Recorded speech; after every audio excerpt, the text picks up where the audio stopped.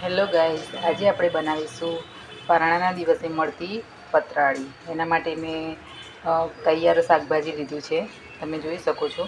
એમાં લીલી ભાજી છે, 5 જાતની આપણે ભાજી લીધી છે. તૈયાર શાકભાજીમાં ટોટલી બધું આવી ગયું છે. એની અંદર બધી શાકભાજી છે, તમે જોઈ શકો છો. હવે આપણે એને સાફ કરી લઈશું અને પછી એને બનાવીશું. અહીંયા મેં બધું શાકભાજી લીધું છે. એની અંદર કઠોળ છે, બધું ફ્રૂટ છે અને ટોટલી બધું શાકભાજી અંદર આવી ગયું છે. હવે તે થોડી આપણે સમારીને સાફ કરી લીધી છે. એ આપણે લાસ્ટમાં નાખીશું. પેનમાં આપણે તેલ નાખી દઈશું.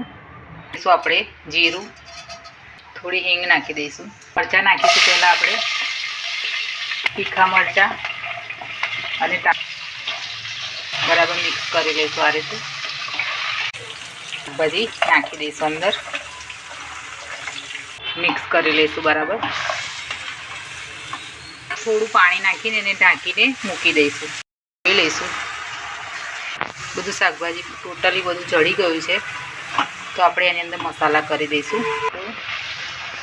ધાણા જીરું, અડધી ચમચી હળદર, અડધી ચમચી લાલ મરચું નાખીશું. સ્વાદ પ્રમાણે મીઠું લઈશું બરાબર. આપણે બધી ભાજી નાખી દઈશું અંદર. એ આપણે મિક્સ કરી લઈશું અને એને 5 મિનિટ માટે ઢાંકીને મૂકી દઈશું.